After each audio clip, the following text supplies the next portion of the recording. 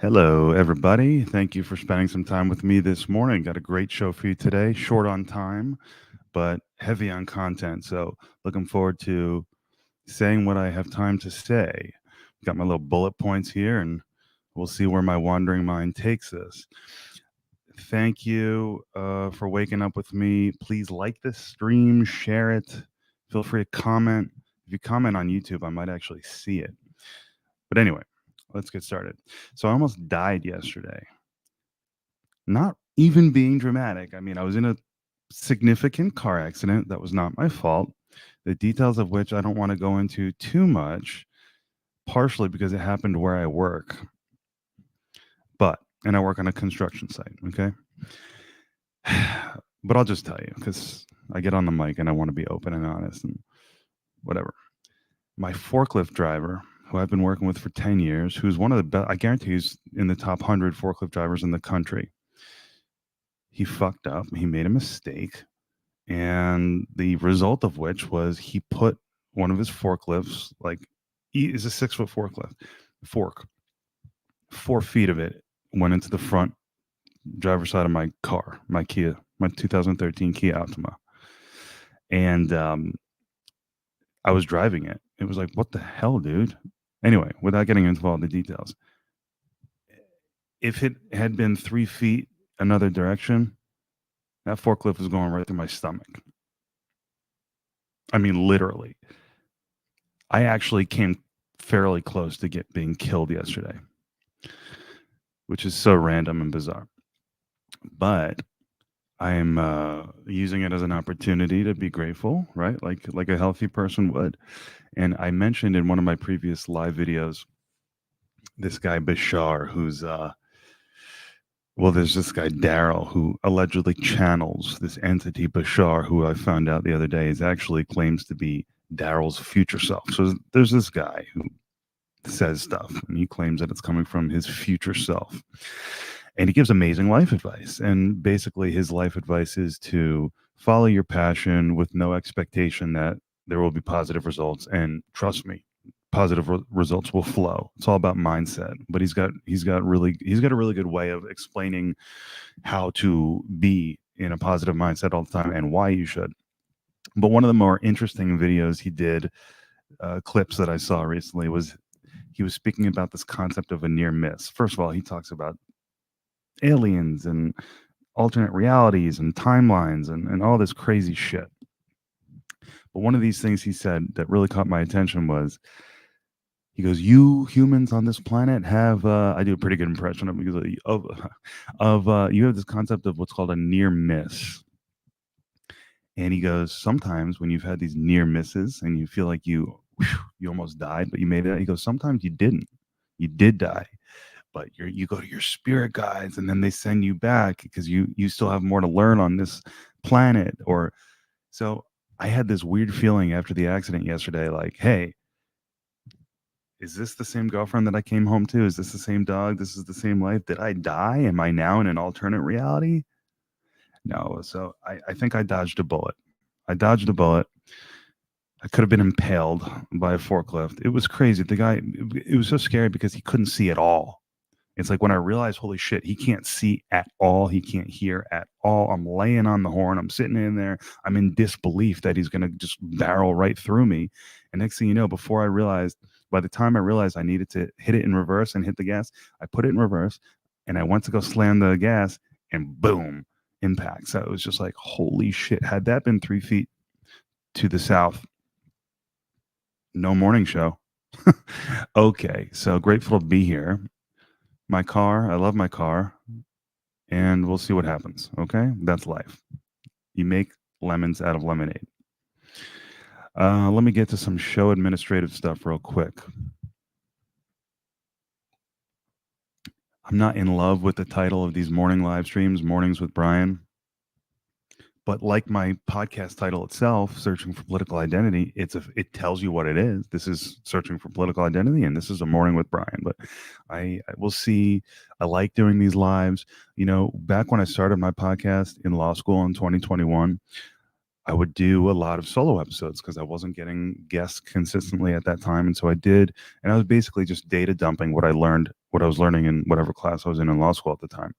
But I've gotten away from these solo episodes in recent years as I started to get more guests.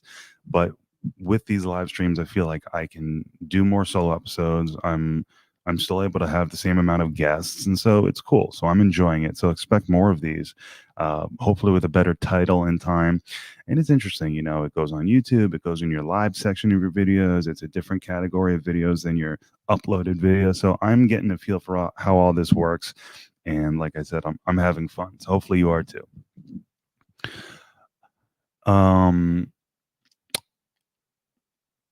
Yeah. So interesting thing I wanted to talk about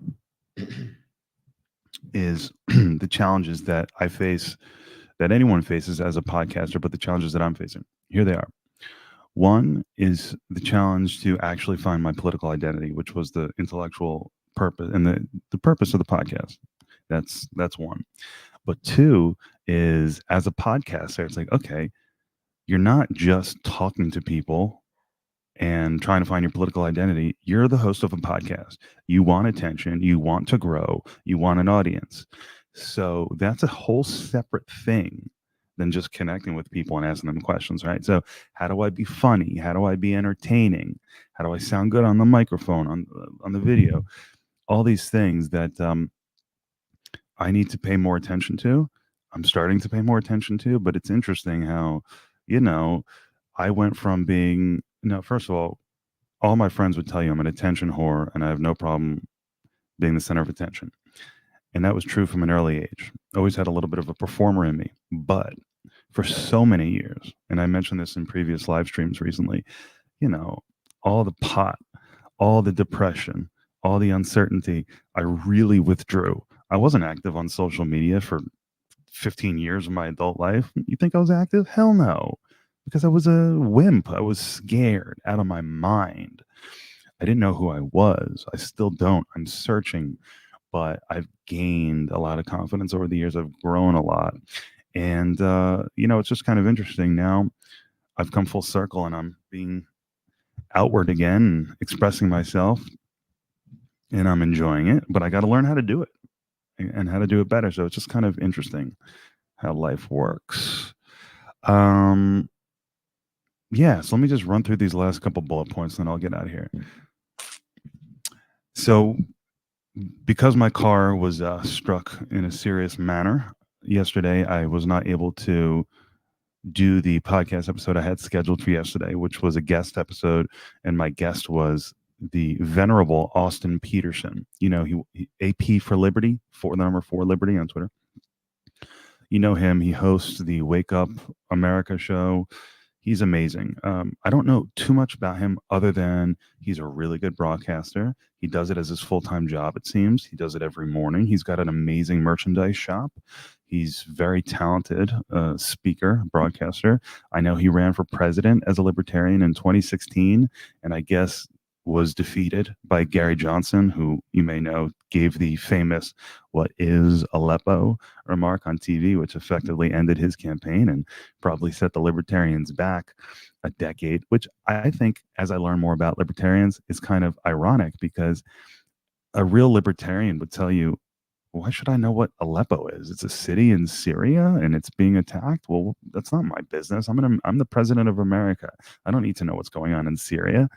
There is an argument that what is Aleppo is actually the right answer from a libertarian, but there was so much going on at the time, and Gary Johnson looked like he was caught with his pants down, and so he was probably stoned as well. He was on this. It was just hilarious. But anyway, I've talked enough in recent weeks about libertarians. You can go watch previous episodes, particularly live streams, if you want to hear me digesting all the libertarian information I've been taking in lately. But Austin, it seems to me that he's a libertarian who embraces Trump, because there are some libertarians who say, hey man, Trump is just as bad as the Democrats because he spends all this much, and sure, he didn't start any new wars. That's good. But he's as much a creature of the system as any of the other guys, because the libertarians, they want to just tear down the state, right? Trump didn't tear down the state. He got railroaded by the state, in fact, by COVID. So he's not the guy. some libertarians say.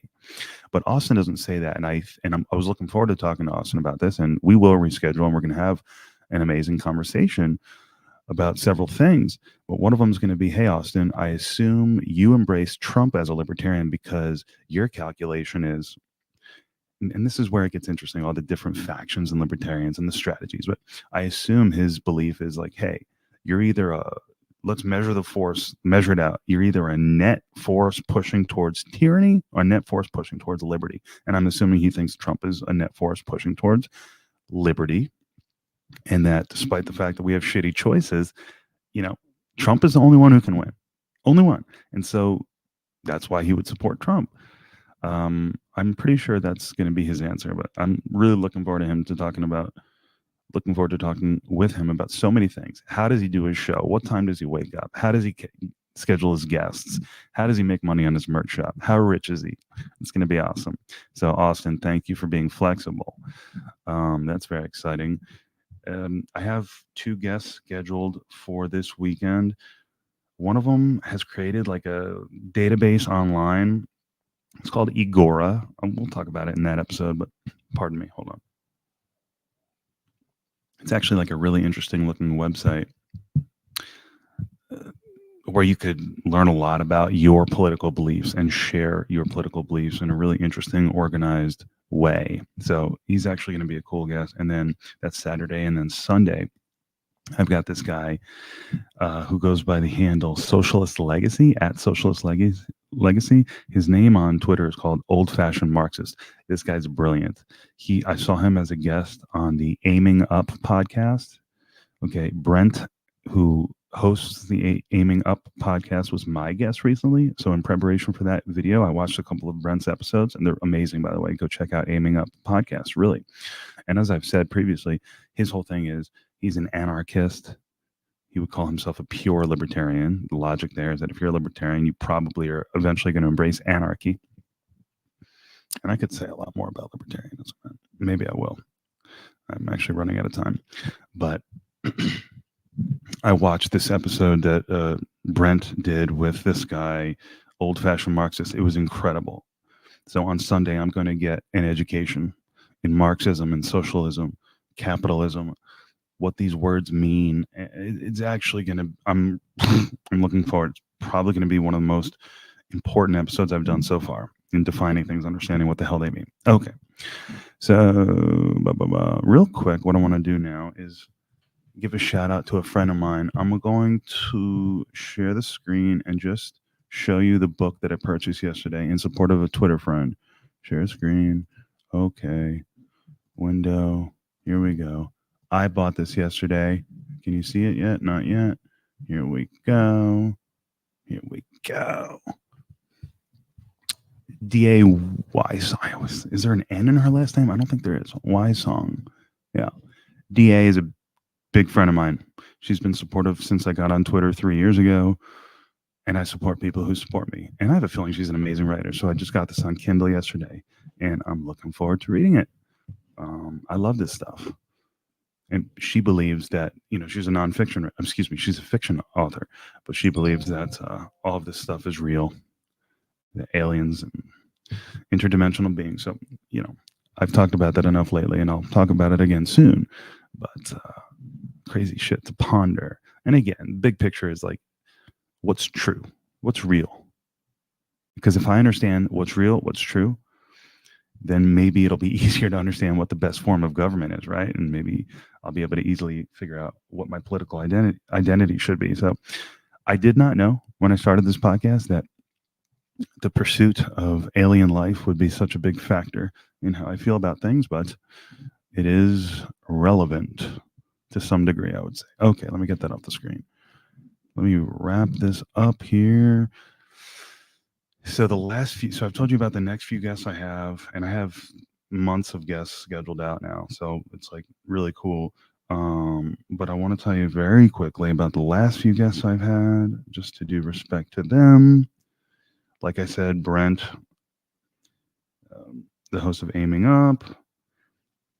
I had a guy running for Congress. Now, I've interviewed several people running for Congress recently, and most of them did not advance in their primary. right? They lost.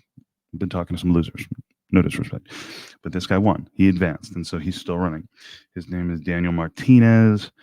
And we spoke 5 days ago. You can find it wherever you listen to my podcast. It's called Avoiding Tribalism and Running for Congress. Good guy. Good conversation.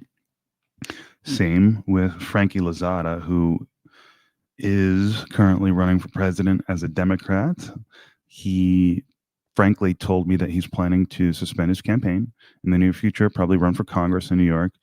And I'll just spoil the entire episode, so now you don't have to listen to it. He's probably going to support Kennedy. And as I've said lately, I'm probably going to support Kennedy as well. And I can get into why another time. I guess very briefly, I'll just say, look, man, I voted for Obama twice because he inspired me, right? I voted for Hillary because I thought she was more competent, and I respect her intelligence and her understanding of the law and all that. And I hadn't paid enough attention my whole life to politics to hate her. I just hadn't built up. I don't know. A lot of people hate Hillary Clinton. And maybe if I was more informed, I would too. But I voted for her. And then I voted for Biden. He was the one I was least comfortable with. But I did vote for him because I wasn't ready to vote for Trump. Trump didn't reach out to me. And I thought Biden was going to pretty much govern like Trump minus the drama. That ended up not being the case. The world's kind of on fire, whether or not you want to blame Biden or not. It's like, hey man, you're holding the bag, dude. You're in charge. So yes, inflation's coming down, but it's been a rough term for Biden. And I did vote for him. And what am I going to do this time? Well, like Chris Cuomo and like all these smart pundits are saying lately. So I'm a registered independent, even though I've always voted for Democrats. But these smart people are saying, hey, the independents are not going to let you just say Trump is a biggest threat to democracy, and so you have to vote for him. No, I'll make my decision on what's a big threat to democracy. Why don't you give me visions to choose from? And then I'll make my choice. But the more you tell me that a vote for Kennedy is a vote for Trump, which is understandable. I mean, that makes sense. But the more you tell me Trump is a threat, and if I don't sense it myself, the disconnect grows there. And so the censorship and so Biden, look, he seems like a decent guy, right? But what I'm going to do in this upcoming election is anyone's guess, but it does seem like I'm leaning towards Kennedy at the moment. Let me tell you about my Uncle Rick real quick.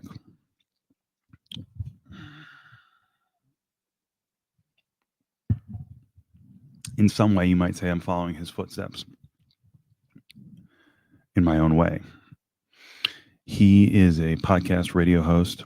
He is going to be writing a book. He just got a book deal with Professor Richard Wolff. Do you guys know Professor Richard Wolff? He's like one of the most well-known communist economists in the country.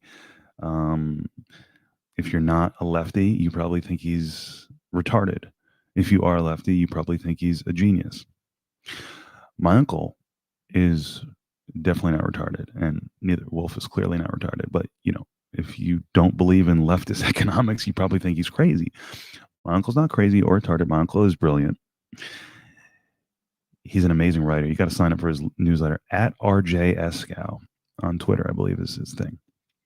And in 2016, when Bernie Sanders was running for president, he hired my uncle as a head speechwriter. He was his third hire, Bernie's third hire.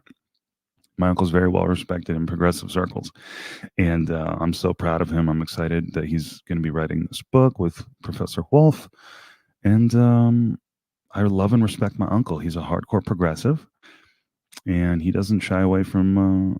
He's not afraid to tell it like it is, and he's writing a lot of pieces about Israel that are very critical, and I don't know where I stand on that, frankly, but I respect the work he's doing. Just like I respect the work that guys like Dave Smith are doing. Now, isn't this interesting? Dave Smith, hardcore libertarian, very anti-Israel, anti-war. My uncle, not a libertarian. He's a progressive. He's a lefty, but he's very anti-war. So it's interesting to see where these different political factions line up and synchronize on certain things and where they don't.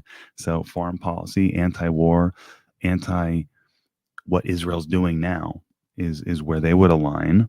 And it's interesting because the libertarians, so real quick, libertarians, they're just, I don't want to use the word obsessed, but they think property rights are like the supreme ideal in society. Leave everybody alone, let them do what they want. It's their property, their body. Don't tax them. Taxation is theft. The state is a parasite. So just delete all of that. Let people live. Let the market do its thing. And that's essentially libertarian, but they're anti-state. They think the state is the parasite. The state creates corruption. And so the libertarian critique of Israel might just be, hey, man, this is a state. I don't care if it's Jews. I don't care if it's what. It's a state causing harm to people.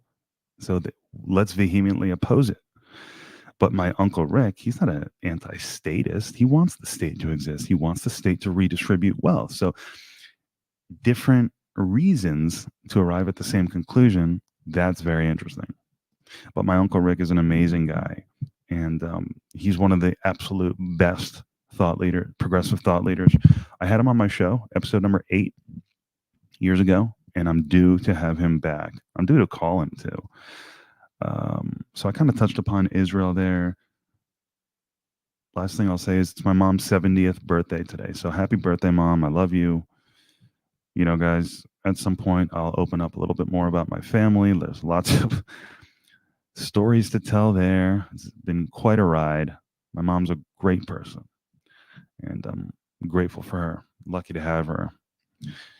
I guess that's it. I got a job to go to. You got things to do. Thank you so much for being here. We'll do this again soon. I don't know when. As time marches on, we'll see what kind of schedule I get on. Am I going to do this morning show every day? Am I going to do it Tuesdays and Thursdays? Who knows? But I'm grateful that you're here. Like I said earlier, it gives me an opportunity to decompress a little bit, to share my thoughts, and connect with you. That's what I'm interested in doing. Because, like I said, it's not just about finding my political identity. That's like 90% of it. But there is this piece that I cannot deny, that I cannot ignore, which is that I do want to grow this podcast. I do want to be not famous, but I guess I would like to somehow make this my job. And so that requires growth and audience and revenue, all things that were not on my mind when I started this thing. Remember, I started it when I was studying critical race theory in law school during the Trump era, right before the pandemic hit. So, actually, no, it was right after the pandemic hit. Yeah. Pandemic had already hit. We had just been put back in class. We were out of school for a year. They put us back in. And by May 2021, I was back in class with the mask, learning about critical race theory, and it just blew my mind. It blew my mind. And there's so much to say. Remember, if libertarians are anti-state, the critical race theory is a complete critique of the state we have, of the culture we have. So I could tell you a lot about critical race theory and how it connects or doesn't connect with libertarianism, how this affects my search for political identity. I'm Jewish, so do I experience anti-Semitism? How does this affect my sense of identity, my support for Israel? So many things that I could get into, and I'll have to do it another time. Thank you for being here. Have a great day. Adios.